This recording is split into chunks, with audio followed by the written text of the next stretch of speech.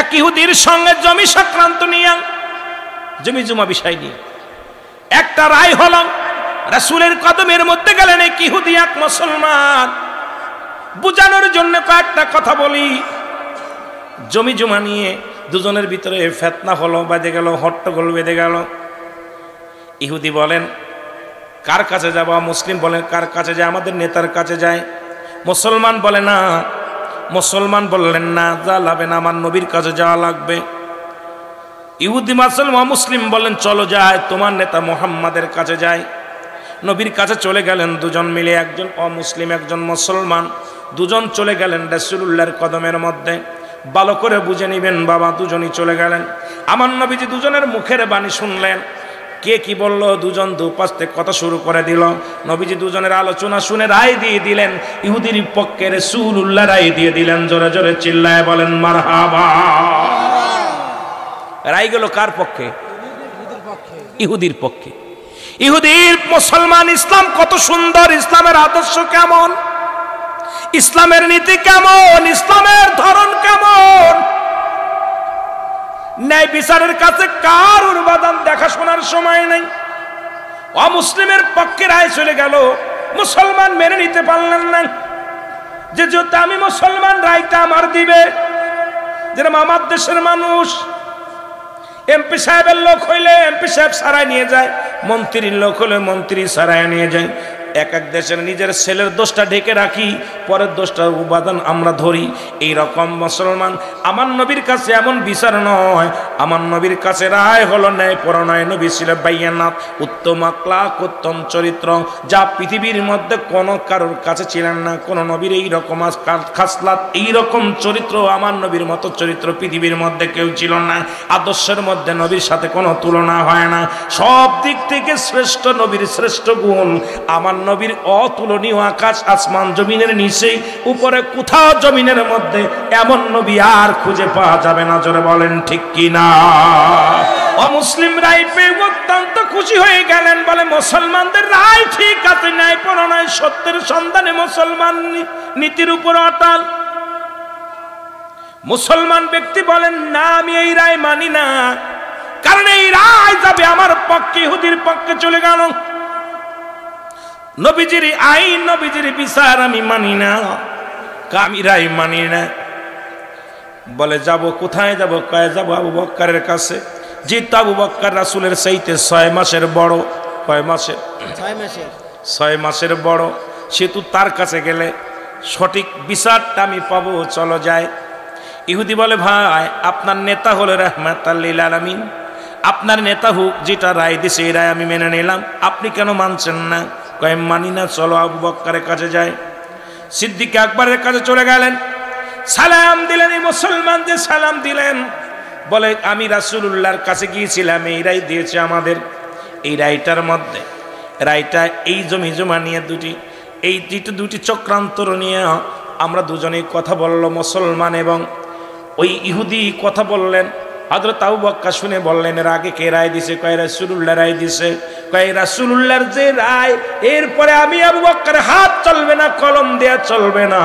আমার নবীর রায় যারা মানে না, এরপরে আমি কোনো রায় দিতে পারবো না। আমার রায়ু, এই বিচার, এই রায়টা হবে আমার রায়ু হই ইহুদির পক্ষে। জোরে জোরে চিল্লায় বলেন মারহাবা। ইহুদির পক্ষে রায় দিয়ে দিলেন, কিন্তু মুসলমান ইহুদি মেনে নিলেন, কিন্তু মুসলমান মানলেন না। বলো চলো যাই খাত্তাবের বেটা উমরের কাছে। আল্লাহু আকবার।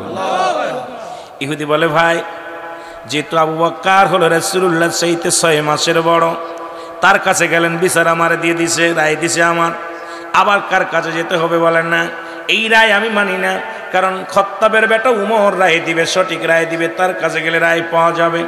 উমরের কাছে গেলেন, খলিফার কাছে যায় বললেন হুজুর আপনার কাছে বিচারের জন্য আসছি। বলে কিসের বিচার? বলে গিয়েছিলাম রাসূলুল্লাহর কাছে। মুসলমান শুনেন, সব কথা শোনা পর বলেন এর আগে কার কাছে গেছিলেন? বলে গিয়েছিলাম রাসূলুল্লাহর কাছে। তারপরে কার কাছে গিয়েছিলেন? কই গিয়েছিলাম আবু বকরের কাছে।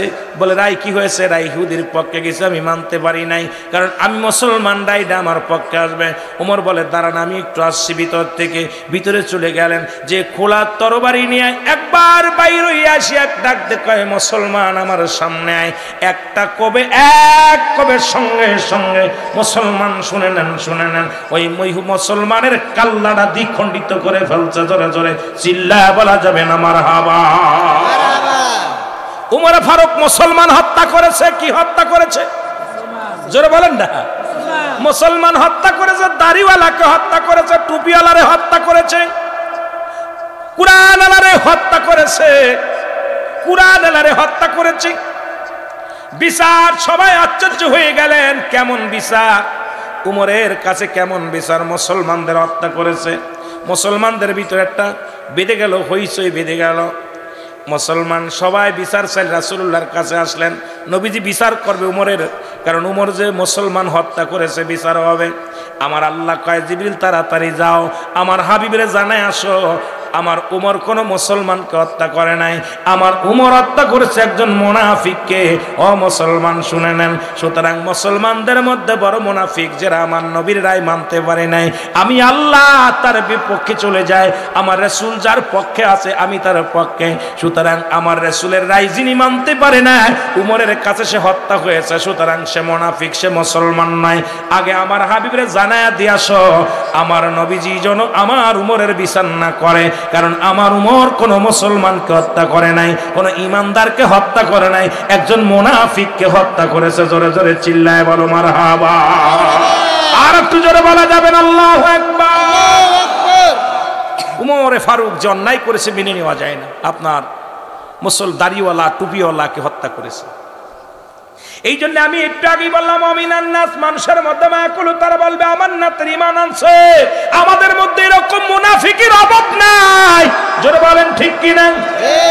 এরা মুখে মুখে যখনই সুন্নি বলে, বাতিলদের মাহফিলে যায় তারা মাথা নত করে ফেলে। হযরত ওমর ফারুক রাদিয়াল্লাহু তাআলা আনহু উনি যখন রাসূলের কোরআন বন্ধ করার জন্য কোরআন যখন পড়ে অসংখ্য ইহুদি খ্রিস্টানেরা পাগল হয়ে যেতে লাগলেন।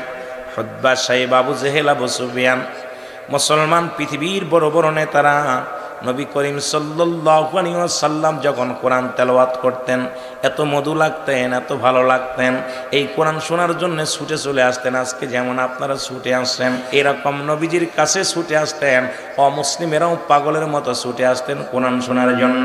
কিন্তু উতবা সাহেব, আবু জেহেল, আবু সুফিয়ান, তাদের অন্তরের মধ্যে কোরআন লেগে গেছে, কোরআনের প্রতি মায়া। মুসলমান, ও দুনিয়ার মুসলমান শুনে নেন, এই কোরআনুল কারীম নবীজি পড়ে উতবা সাহেব, আবু জেহেল, আবু সুফিয়ান বাধা দিবে, তারা কোরআনের বাণী শুনবে না। কিন্তু রাসূল যখন রাতের অন্ধকারে কোরআনুল কারীম যখন পাঠ করে, ওই উতবা, আবু জেহেল, আবু সুফিয়ান সবাই পাগল হয়ে ছুটে যায় নবীর কোরআন শোনার জন্য। জোরে বলেন মারহাবা। কোরআনুল কারীম শুনে সকালবেলা যখন চারজন চারদিক ছুটেছে, আবু জেহেলের সঙ্গে উতবার ধাক্কা, উতবার সঙ্গে সাহেবার ধাক্কা, একজনের গায়ের সঙ্গে আর একজনের ধাক্কা লেগে গেছে। তুমি, ও কয় তুমি, ও কয় তুমি। সবাই বলে আবু জেহেল তুমি যে গতকালকে বললেন মুহাম্মাদের কোনো কথা শোনা যাবে না, মুহাম্মাদের কোনো বাণী শোনা যাবে না, মুহাম্মাদের বাণী যে শুনবে সে কি হয়ে যাবে, সে কালা হয়ে যাবে, রাসূলের মুহাম্মাদের যে দেখবে সন্দেহ হয়ে যাবে। তুমি প্রতিজ্ঞা করলে আমাদেরকে জানাইলা মুহাম্মাদের বাণী শোনা যাবে না, কোরআন শোনা যাবে না, আজকে কেন তুমি আসছো? আগে বলো তুমি আমাদের নেতা, তুমি কেন আসছো? আবু জেহেল কয় না রে, মুহাম্মাদের এই বাণী কোনো সাধারণ বাণী নয়, মুহাম্মাদের কোনো বানোয়াট কোনো গল্প নয়, আসলে এটা খোদাই রহমত, এটা আল্লাহর তরফ থেকে আসে। এই জন্য এই বাণী যতই পড়ে ততই মজা লাগে। জোরে জোরে বলেন মারহাবা। চার বন্ধু প্রতিজ্ঞা করলেন আজকে মুহাম্মদ যতই আমাদেরকে পাগল বানাক আমরা কোরআন শুনতে যাব না, মুহাম্মদ যতই সুন্দরভাবে তেলাওয়াত করুক না কেন আমরা শুনবো না, কাউকে শুনতে দিব না। চার বন্ধু বাড়িতে যে ঘুমায় গেলেন, আবু জেহেল, আবু সুফিয়ান, উতবা সাহেবা। নবীজি রাত হয়ে গেল, কোরআন শুরু করছে। কোরআনুল কারীম নিয়ে বসে নবীজি কোরআন তেলাওয়াত করা শুরু করেছে। এমন সময় মুসলমান শুনে নেন, আবু জেহেল চিন্তা করে আজকে তো কেউ আসবে না, আমি মজা মেরে শুনব। হতবা মনে করে কেউ আসবে না, আজকে আমি মজা মেরে শুনব। সাহেবা মনে করে আজকে কেউ আসবে না, আমি মজা মেরে শুনব। মুসলমান এরকম করতে করতে 4 নেতায় হাজির হয়ে গেছে। আমার নবী ঘরের মধ্যে কোরআন তেলাওয়াত করে, 4 নেতা কোরআন শুনতে শুনতে দিন সকাল হয়ে গেছে, বেলা পূর্ব আকাশ উঠে গেছে, কিন্তু কোরআন এত মজা লাগছে, ওঠে নাই। সবাই যখন শলক হয়ে গেছে, 4 জনের চেহারা 4 জন দেখে ফেলেছে। বলে তুমি কথা দিয়েছিলে তুমি শুনবা না, তুমি কেন আইছো? তুমি কথা দিয়েছিলে তুমি কেন আইছো? তুমি কথা দিয়েছিলে তুমি কেন আইছো? সবাই বলে আবু জেহেল তুমি তো আমাদের নেতা, তুমি তো কোরআন শুনবা না। নবীজিকে দেখার নিষেধ করেছিলেন, কোরআন শোনার কথা নিষেধ করেছিলেন, তুমি কেন আইছো বলো? আমরা যদি কোরআনের এত পাগল হয়ে যাই, তাহলে সাধারণ পাবলিক তো পাগল হয়ে যাবে। আজকে কোরআনের তাফসীর যদি উলামা একরাম মুফাসসিরগণ সুন্দরভাবে সুন্দর গবেষণা করে যদি সুন্দর কথাগুলো সঠিক কথাগুলো প্রচার করতে পারত, আজকে সারা বিশ্বের মানুষ কোরআনের জন্য পাগল হয়ে যেত। জোরে বলেন ঠিক কিনা? এই কোরআন যখন তেলাওয়াত করে মানুষদেরকে পাগল করতেছিলেন, রাসূলের দ্বিতীয় খলিফা তখন তো হযরত উমর ফারুক রাদিয়াল্লাহু তাআলা, তখনও হযরত বলা যাবে না, তখনও হযরত খাত্তাবের বেটা ওমর, উনি খোলা তরবারি নিয়ে রাসূলকে হত্যা করার জন্য রওনা হয়ে গেলেন। খোলা তরবারি নিয়ে রাসূলকে হত্যা করতে চলে গেলেন। পথের মধ্যে নাইম ডাকতে বলে, আব্দুল্লাহ বিন নাইম, নাইম ডাকতে বলে শুনছনি ও ওমর তুমি কোথায় যাও? খাত্তাবের বেটা ওমর কোথায় যাও? কয় শুনেছি আব্দুল্লাহর বেটা মুহাম্মদ ওই থেকে কোরআন তেলাওয়াত করা শুরু করেছে। কোথা থেকে তারা আল্লাহর কালাম শোনায়, গোটা মক্কা মদিনার মানুষগুলো পাগল বানাইতেছে। তলে তলে সবাই গোপনে গোপনে মুসলমান হয়ে যায়। আমি যেতেছি আব্দুল্লাহর বেটা মুহাম্মাদের কল্লাটা শিরচ্ছেদ করার জন্য এই দুনিয়া থেকে তার চির বিদায় করে দিব। জোরে বলা যাবে না নাউজুবিল্লাহ? নাইম বলতেছে, আব্দুল্লাহ বিন নাইম বলতেছে, উমর তুমি কি খবর জানো?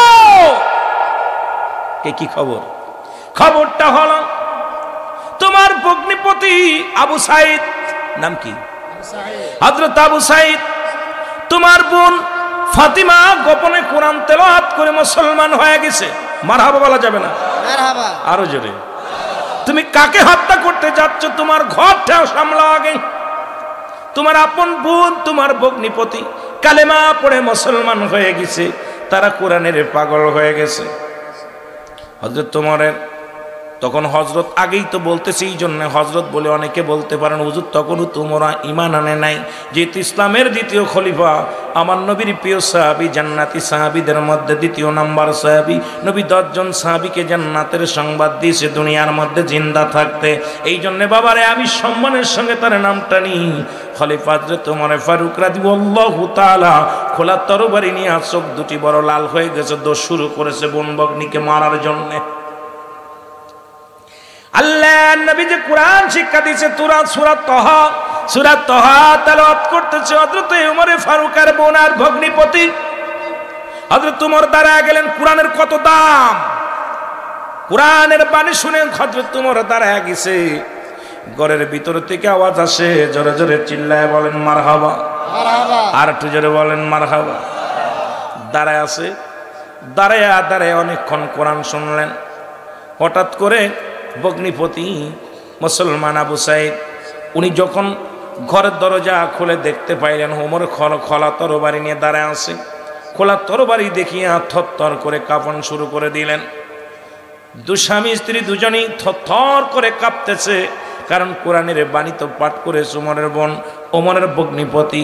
ওমর তো কোরআন মানে না, নবী মানে না, হযরত ওমর তো কিছু মানে না। এখন ওমরের হাতে আমাদের গর্দান চলে যাবে, ভয়ে থরথর করে কাঁপা শুরু করেছে। আল্লাহু আকবার, আল্লাহু আকবার। হযরত আবু সাইদ ডাকতে বলে, ভাই ওমর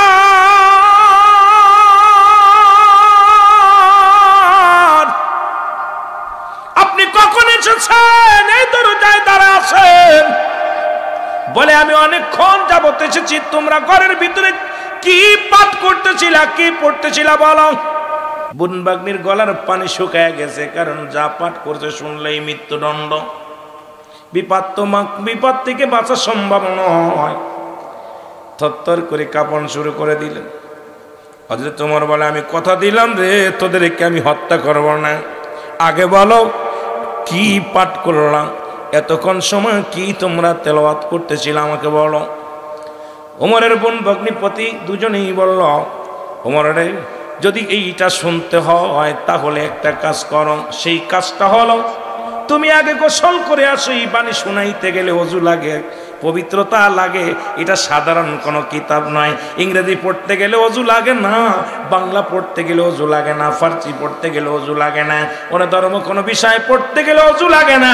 আল্লাহর কোরআনটাকে এটা তেলাওয়াত করতে হলে, শুনতে হলে ওযু লাগবে।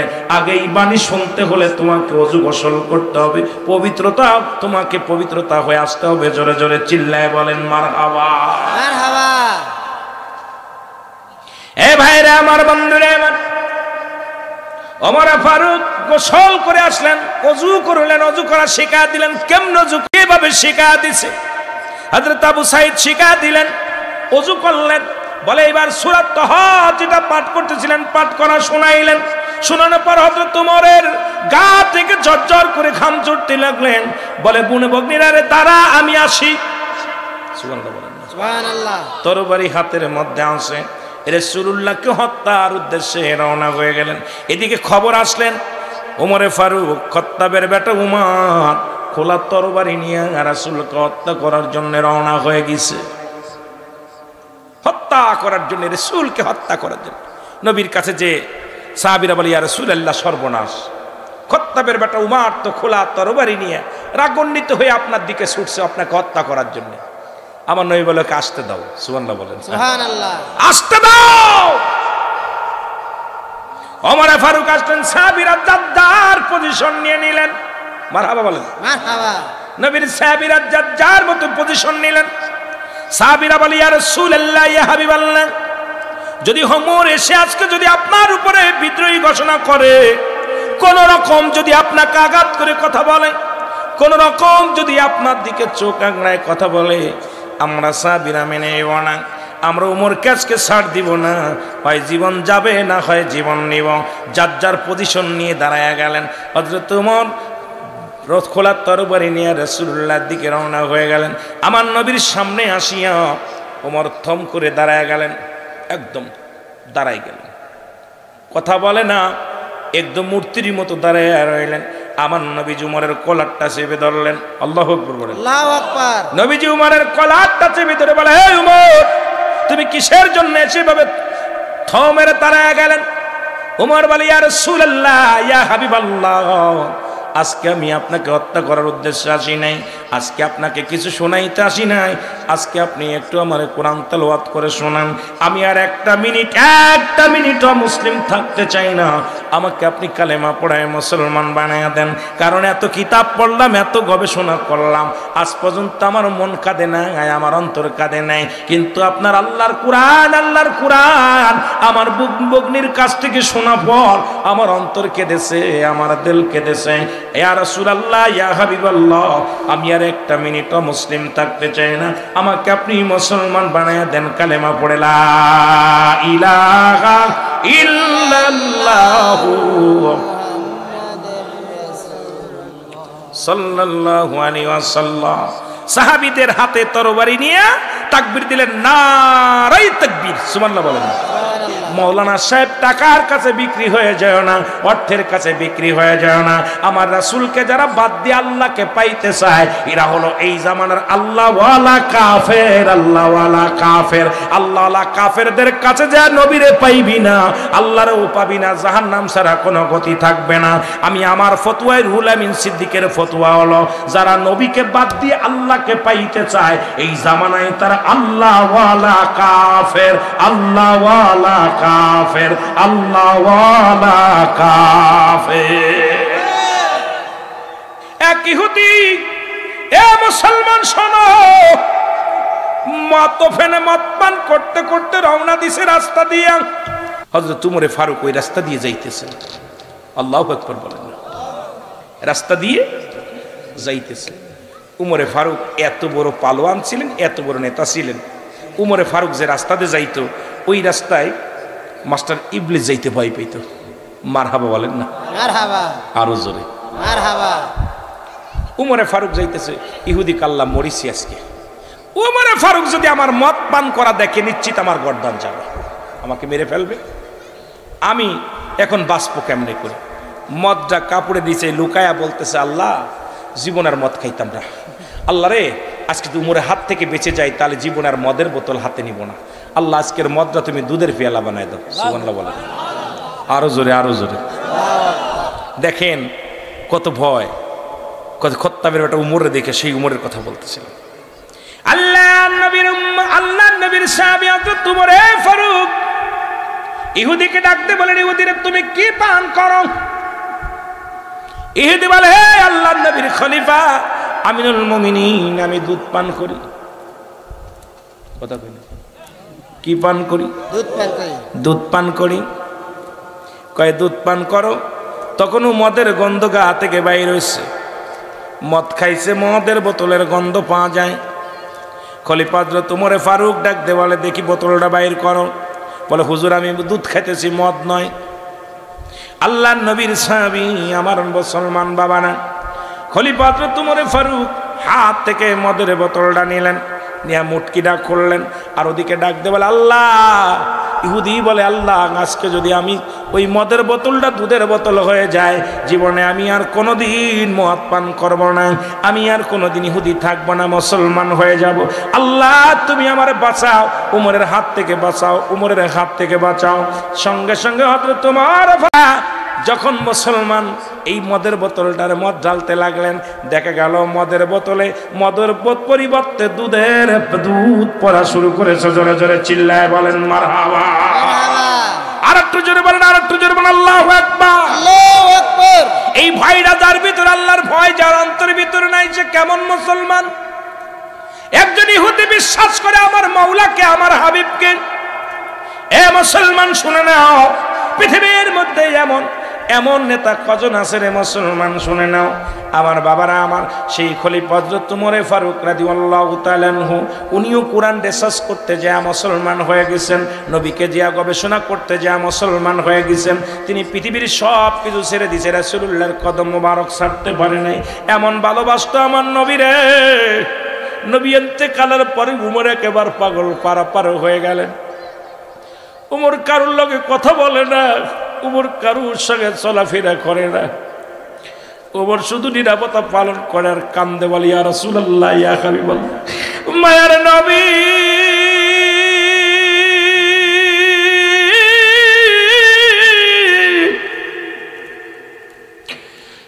আমি খত্তাবের বেটা উমর,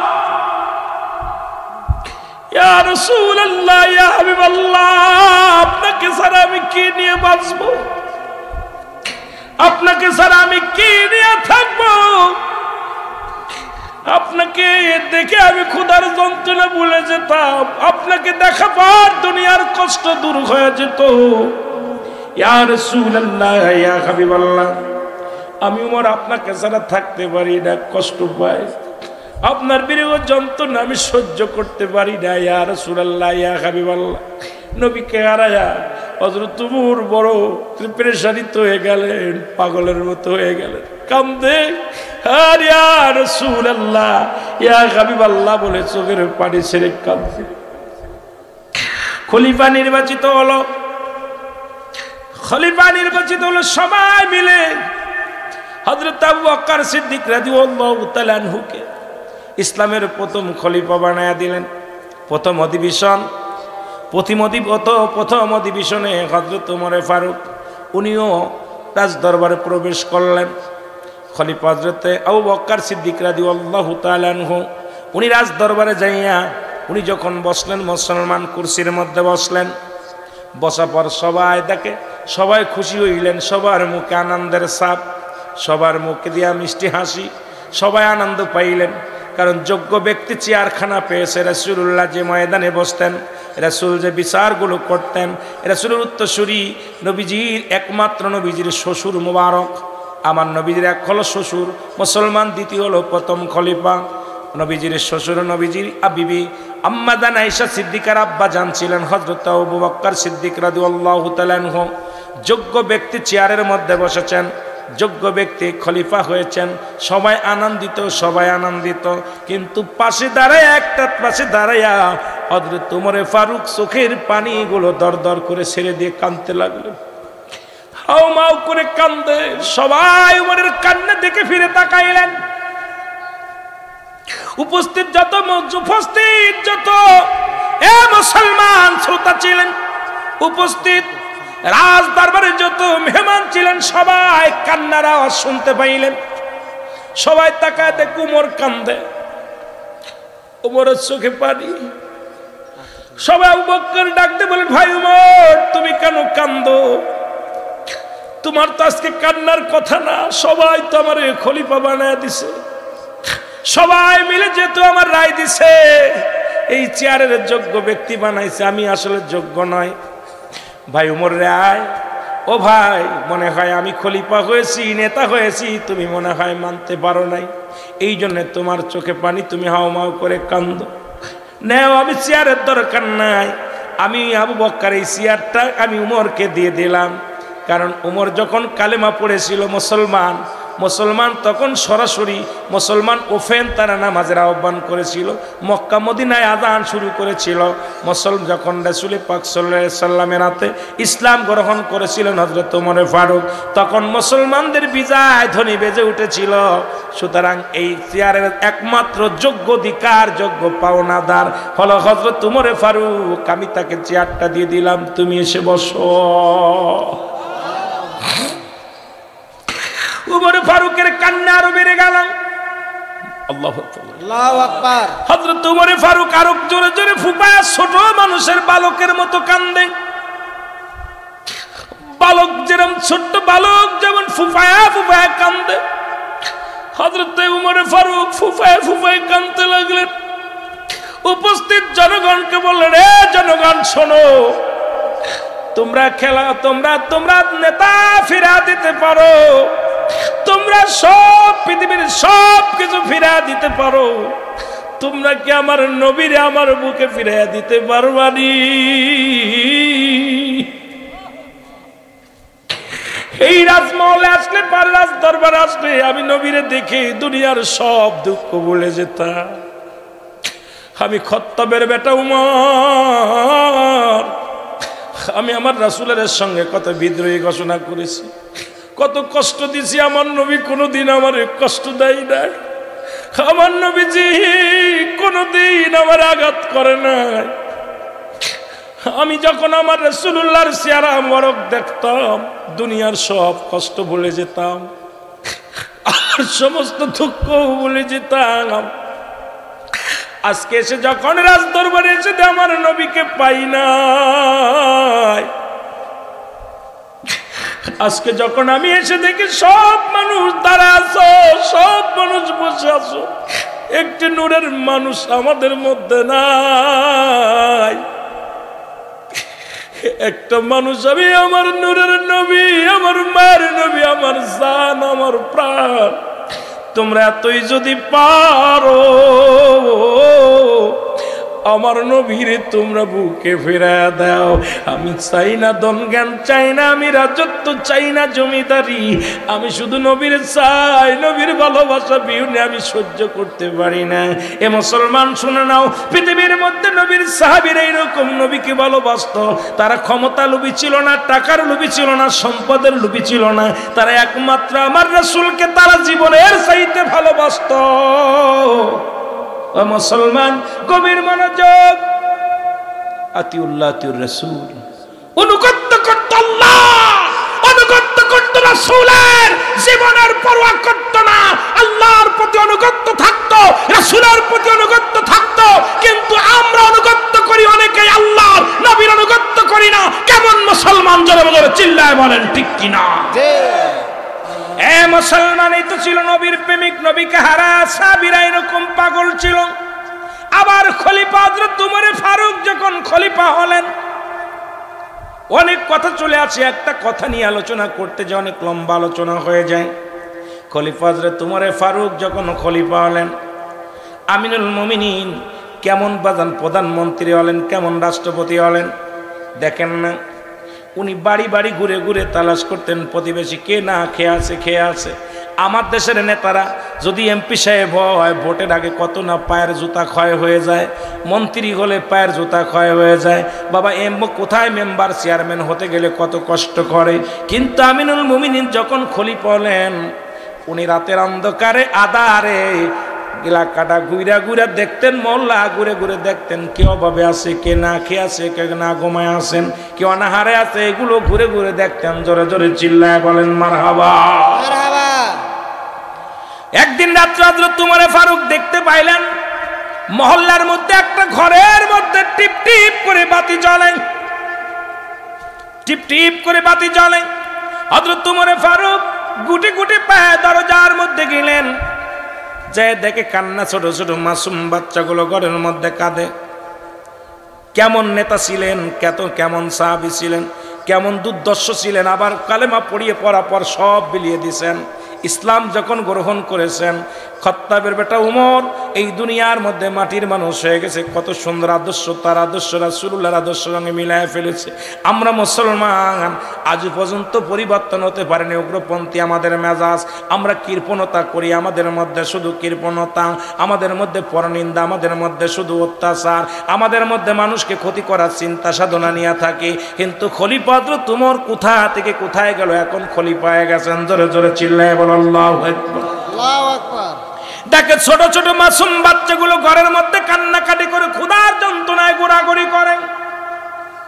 মা মাগো খাবার দাও, মা জননী মায়ের কাছে কান্নাকাটি করে ডাকতে বলে মা মাগো আমাদের খাবারের ব্যবস্থা করো, আর সহ্য করতে পারি না। খলিফা হযরত উমর দাঁড়াইলেন, কিছুক্ষণ দাঁড়ায় দাঁড়ায় দেখলেন একটা পাতিলের মধ্যে পানি নিলেন, পানি নিয়ে আগুনের মধ্যে দিয়া চুলার মধ্যে দিয়া জ্বালাইতে শুরু করলেন। আসলে করে কিছু পাথর নিয়ে আসলেন, উনি তো পাথর দেখতে পাই নাই, এই পানির মধ্যে দিয়া ফুটাইতে লাগলেন। শুধু জাল দেয়, আগুন জ্বলে। ছেলে মেয়েরা বলে মাগো খাবার দাও, ছোট বাচ্চারা বলে মাগো খাবার দাও। মা ডাকতে বলে বাবারে একটু দেরি কর, ধৈর্য ধর। জোরে জোরে বলেন আল্লাহু আকবার। ছোট্ট ছোট্ট মাসুম বাচ্চাগুলো কান্না জুড়ে দিলেন, মা খাবার দাও, মা খাবার দাও।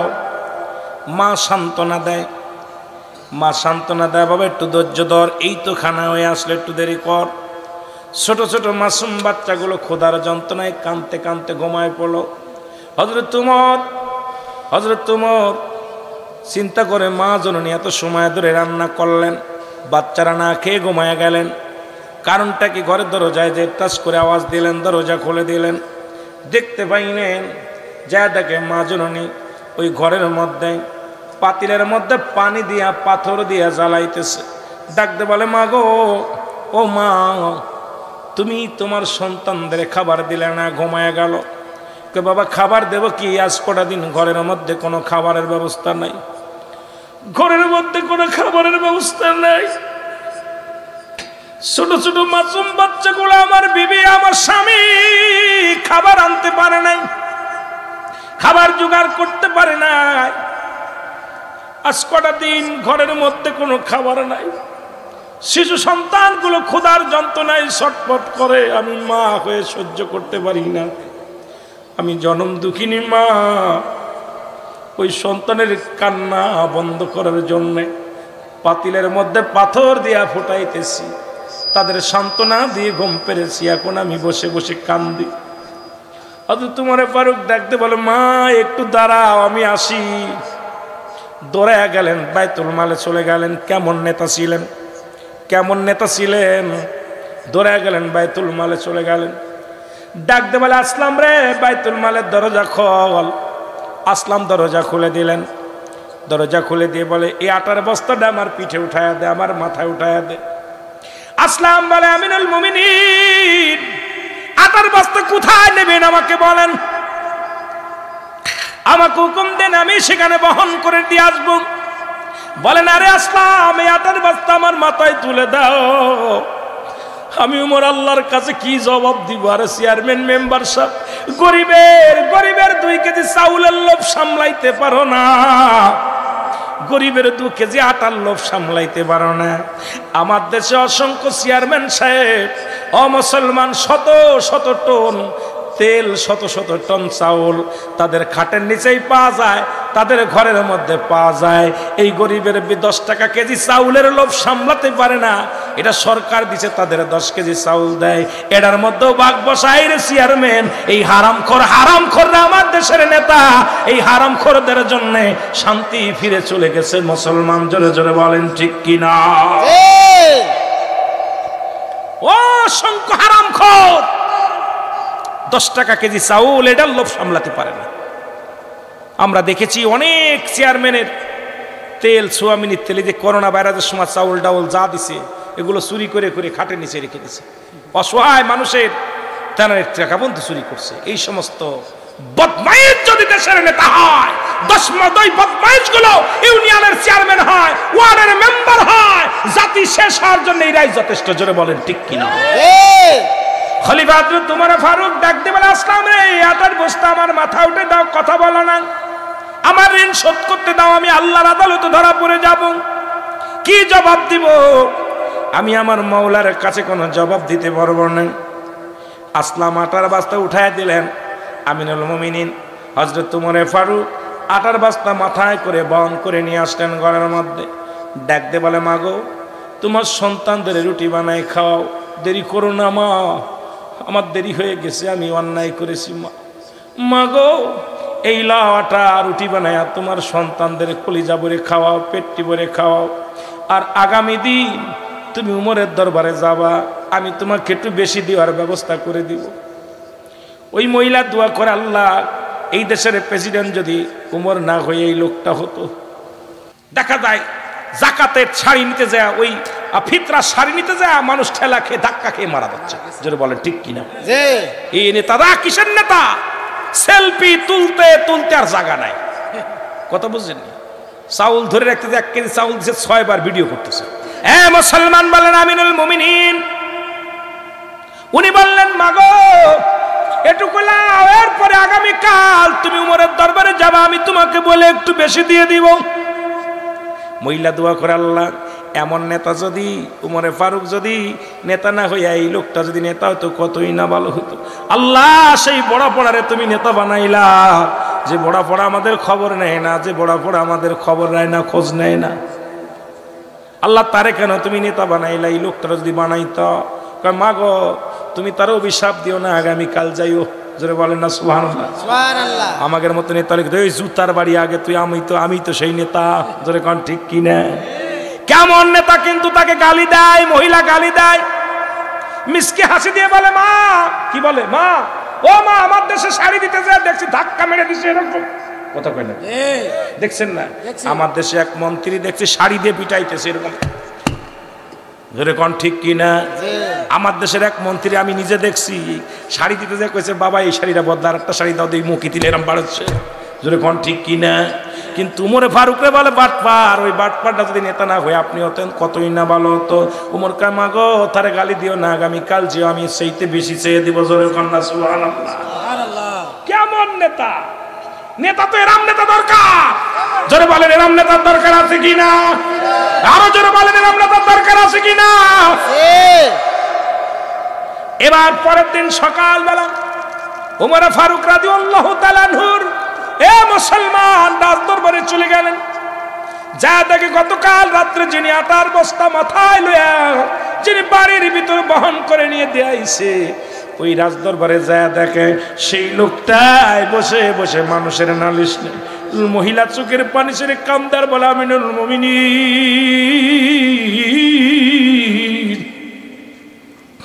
আমি আপনাকে চিনতে পারি না, কত কুটো কত বলে ফেলেছি, আরে আপনাকে আমি কত অপমান করেছি, কত গালি দিয়েছি, আপনি প্রতিবাদ করেন, খলিফা হযরত উমর ফারুক চোখের পানি ছেড়ে বলে, মা আপনি তো আমাকে গালি দিবেন, আমি আল্লাহর আদালতে কি জবাব দিব? দেরি হয়ে গেছে, আমি আপনার সময় মতো খবর নিতে পারি নাই, সময় মতো আপনার আমি ত্রাণ দিতে পারি নাই, খবর নিতে পারি নাই। আমার আল্লাহর আদালতে আমার আল্লাহ যদি ধরে, আমি উমর কোন রকম জবাব দিতে পারবো না গম্মা। আপনি ভুল করেন নাই, ভুল তো আমার ছিল, আমার আরো আগে যাওয়ার দরকার ছিল। জোরে জোরে চিল্লায় বলা যাবেন না মারহাবা। আর আমাদের নেতার ভুল ধরলেই জেলখানায়। কথা বলেন, কথা যদি বলা যায়, এটা দিলেন না কেন, করলেন না কেন? সকালবেলায় হাতে হ্যান্ডকাপ। কথা বলেন, কথা বলেন। এই জন্য আমি আপনাদেরকে বলি, ওই সাহাবীদের আদর্শ, সাহাবীদের আদর্শ, মুসলমান তাবে তাবিদের, সাহাবীদের, মুসলমান তাবিদের, তাবে তাবিদের, বায়ান খোলাফায়ে রাশিদিন এবং দুনিয়ার মধ্যে বর্তমান যেমন ওলি আল্লাহদের আদর্শ, ওলামা একরামদের আদর্শ আমাদের মধ্যে ধারণ করতে হবে, নবীর আদর্শ আমাদের ভিতর ধারণ করতে হবে, তবেই শান্তি ফিরে আসবে। জোরে বলেন ঠিক কি না? মক্কার জমিনে রাসূল আকরাম সাল্লাল্লাহু আলাইহি সাল্লাম থাকাকালীন যতগুলো আয়াত, যতগুলো সূরা নাজিল হয়েছে, এটাকে বলা হয় মক্কি সূরা। জোরে বলেন না মারহাবা। আর একটু জোরে বলেন। তো তৎকালীন জামানায় নবীজির কাছে যখন কোরআন নাজিল হতো, অসংখ্য কাফের বেঈমানেরা এই কোরআনকে বানোয়াট মনে করতেন, যে একটা রূপ কথা, একটা গল্প। এটাকে রাসূল পাক সাল্লাল্লাহু আলাইহি সাল্লাম আমাদের কাছে ধোঁকা দিতেছে, হুজুর আকরাম সাল্লাল্লাহু আলাইহি সাল্লাম একটা বানোয়াট গল্প আমাদের শোনাইতেছে। আল্লাহ তাআলা হাবিবকে বলেন, হাবিব ওদেরকে ঘোষণা করে দেন এইরকম একটা সূরা নাজিল করার জন্যে, লেখার জন্যে। এত কবি, আপনি এত সাহিত্যিক রয়েছে মক্কা মদিনার বুকে, কোনো ব্যক্তি যদি পারে আমার একটা সূরা, ছোট্ট একটা সূরা লিখে পাঠাক, বলো। কিন্তু তৎকালীন জামানায় যুগে যুগে আজ পর্যন্ত কেউ পারে নাই। জোরে বলেন, পারে নাই। আর এই কোরআনের ভিতরে কোনো সন্দেহ নাই। জোরে বলেন। আর এই কোরআনটি এত দামি, কোরআনটা এত ভার, যিনি তাফসির করেছেন উনি হয়তো আপনাদেরকে বলছে, আমি জানি না, তবুও একটু বোঝানোর জন্য কথাটা বলতেছি।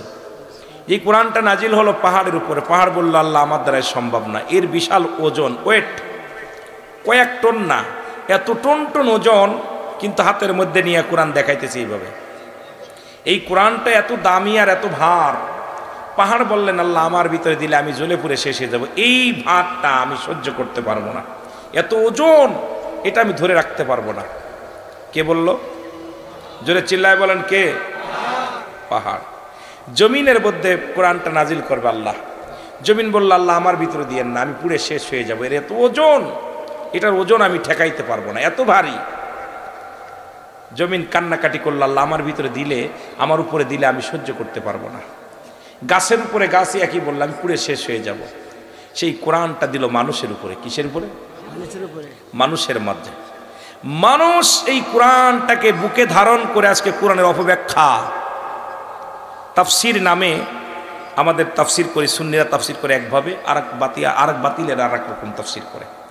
তাফসিরের নাম দিয়া দেখা যায় একটা আয়াত বলেই বিভ্রান্তি করে অন্যদিকে আলোচনা, এমনভাবে আলোচনার ভিতরে ঢুকে যায় যা জাতিকে বিভ্রান্তি করার একদম তাদের জন্য সহজ হয়ে যায়। জোরে বলেন ঠিক কিনা? জ্বলন্ত প্রমাণ দেয় যে আমি কোরআন থেকে বলতেছি, কোরআন থেকে বলতেছি। জোরে বলা যাবে না ঠিক কিনা? অথচ কোরআনের অধিকাংশ আয়াত তারা মানেন। আল্লাহ বলেন এটা সেই কিতাব যে কিতাবের মধ্যে কোনো সন্দেহ নাই, যে কিতাবের কোনো জেরের সন্দেহ নাই, জবরের সন্দেহ নাই। প্রতিটা কিতাব বই লেখা পর কবিরা লিখে দেয়, বইয়ের মধ্যে যদি কোনো ভুল ত্রুটি থাকে সংশোধিত করা হবে, জানাইলে বলে, ঠিক কিনা? যদি ভুল হয়ে যায় রাইটার লিখে দেন এই কিতাব, এই বইটার মধ্যে যদি ভুল হয় ভুলটা সংশোধন করা হবে। আর আমার আল্লাহ যে কোরআন পাঠাইলেন, কোরআনটাকে বলে এর মধ্যে কোনো সন্দেহ নাই, কোনো সন্দেহ নেই, সন্দেহ করলে তার ঈমান থাকবে না। জোরে বলেন ঠিক কিনা? কোনো সন্দেহ নেই, এখন মানবে কারা? আল্লাহ বলেন হুদাল লিল মুত্তাকিন, যারা হেদায়েত প্রাপ্ত হবে, যারা আল্লাহর অনুগত হবে, রাসূলের অনুগত হবে। পৃথিবীর মধ্যে কোরআন কেমন ভাবে মানবে? কোরআন যখন ধরবে যেন আল্লাহর সঙ্গে কথা হয়, কোরআনটার মধ্যে যখন হাত লাগাবে, কোরআনটা যখন দেখবে, এই কোরআনটার মধ্যে যখন তাকাবে মনে হবে আমি মাওলার সঙ্গে কথা বলতেছি, মাওলার সঙ্গে দেখা করতেছি, মাওলার সঙ্গে সাক্ষাৎ হয়। সুতরাং একমাত্র ওই ইমানদার কখনো কোরআনের ভুল ধরবে না। কিন্তু আমার জামানায় আমার যুগে অসংখ্য মানুষ, অসংখ্য ওলামা ইকরাম বলতেছে কোরআনের ভিতরে ভুল আছে, কোরআনের ভিতরে জাল, অধিকাংশ আয়াত জাল আছে, অধিকাংশ আয়াত কোরআন নবীর ইন্তেকালের পরে, নবীজির ইন্তেকালের পরে অনেকগুলো আয়াত নাজিল হয়েছে, অনেকগুলো সূরা নাজিল হয়েছে। এই বানোয়ার ধোঁকা দিয়ে আমার দেশের কিছু তাফসীরকারক, আমার দেশের কিছু মুফাসসির তারা আমাদেরকে বিভ্রান্তি করা শুরু করেছে। তারা বলে অধিকাংশ আয়াত জাল, অধিকাংশ আয়াত হলো ভুল। ও মুসলমান শুনে নাও, আজকে আমার সমাজ আমার জাতিকে নষ্ট করার জন্যে, কোরআনের ভুল ধরানোর জন্য উঠে পড়ে লাগছে। জোরে জোরে চিল্লায় বলেন ঠিক কি না? হাজার মানুষ কোরআনের রিসার্চ করতে যায় অমুসলিম থেকে মুসলমান হয়েছে, কাফের থেকে মুসলমান হয়েছে, যাজক থেকে মুসলমান হয়েছে, ঠাকুর থেকে মুসলমান হয়েছে। মুসলমান শুনে নেন, শুধু খ্রিস্টানদের পাদ্রী থেকে মুসলমান হয়েছে। মাইকেল জ্যাকসনের মতো বড় মুসলমান কনসার্ট যিনি করলেন, উনিও কোরআনকে রিসার্চ করতে যাইয়া মুসলমান শুনে নেন, সঙ্গে সঙ্গে মুসলমান হয়েছে। আজ পর্যন্ত দেখি নাই, কোথাও শোনা যায় নাই কোনো মুসলমান পৃথিবীর মধ্যে কোরআনকে রিসার্চ করতে যায় অমুসলিম হয়ে গেছে। তবে অমুসলিমেরা, অসংখ্য অমুসলিমেরা এই কোরআনকে রিসার্চ করতে যায় পুরোপুরি মুসলমান হয়ে গেছে। জোরে জোরে চিল্লায় বলেন মারহাবা। কারণ পৃথিবীর মধ্যে কত গান, কত বাজনা, কত ডিজে গান আসলো, আমার যুবক ভাইরা পাগল হয়ে গেল। আমার যুবক ভাইরা সেই গানের জন্য পাগল, আমার যুবতী মা বোনেরাও গানের জন্য পাগল। 1 মাস 2 মাস 1 বছর গানের জন্য রিহার্সেল ভালো লাগে, এরপরে গানটার ভালো লাগে না।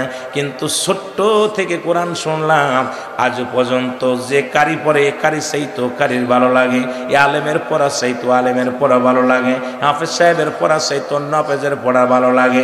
কিন্তু কোরআনের পরিবর্তন হয় নাই, পরিবর্তন হয় নাই।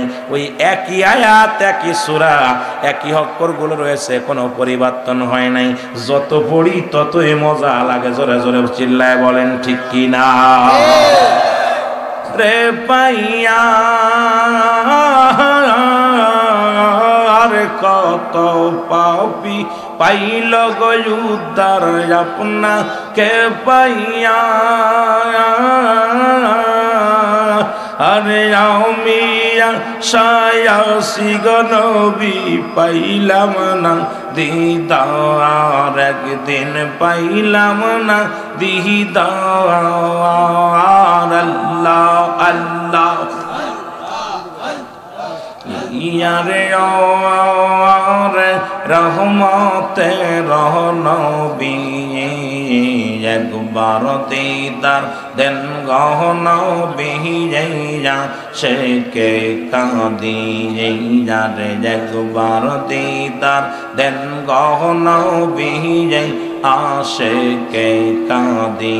আল্লাহ আল্লাহ আল্লাহ আল্লাহ। দুষ্ট মানুষ দেখা জানল এই মা জগতে,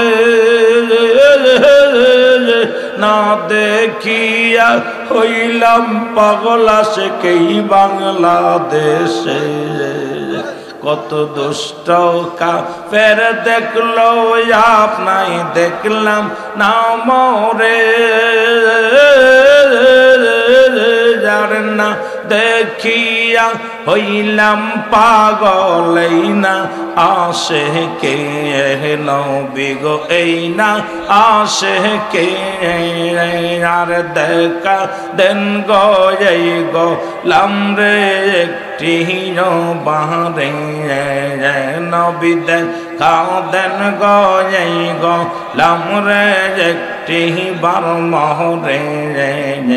আমি দেখব নবী নরসি হারানয়ন ভরে, আমি দেখব নবীর নরসি হারানয়ন ভরে। আল্লাহ আল্লাহ আরে রে রহমতের নবী আরে রে রহমতের নবী একবার দিদার দেন গো নবী আশিকে কাঁদিয়ে আরে একবার দিদার দেন গো নবী আশিকে কাঁদিয়ে আল্লাহ আল্লাহ আল্লাহ আল্লাহ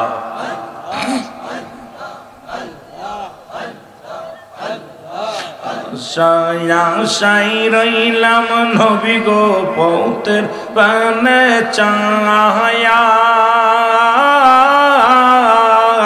আমার কম দিন জন ফুরাইবে মনের বাসনা আমার মনের বাসনা আল্লাহ আল্লাহ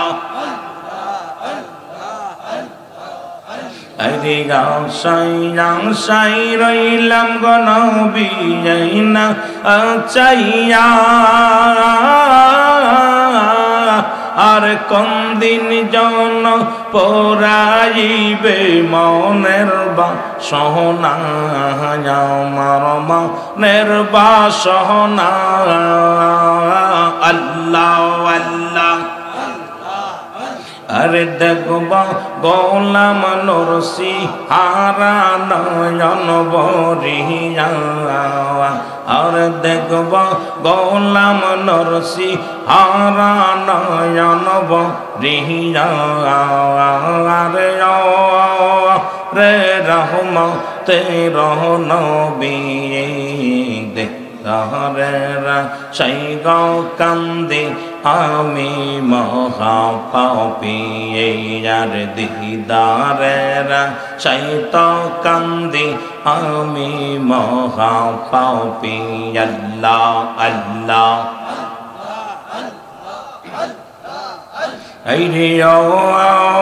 রে রহমতে নবী বলেন রে রহমতে নবী একবার দিদার দেন গো নবী কাঁদি বসে আমি আর একবার দিদার দেন গো নবী এইয়া স্বামী কাঁদি আল্লাহ আল্লাহ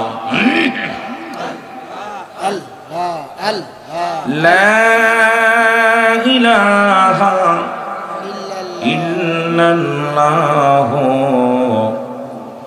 মুহাম্মাদুর রাসূলুল্লাহ।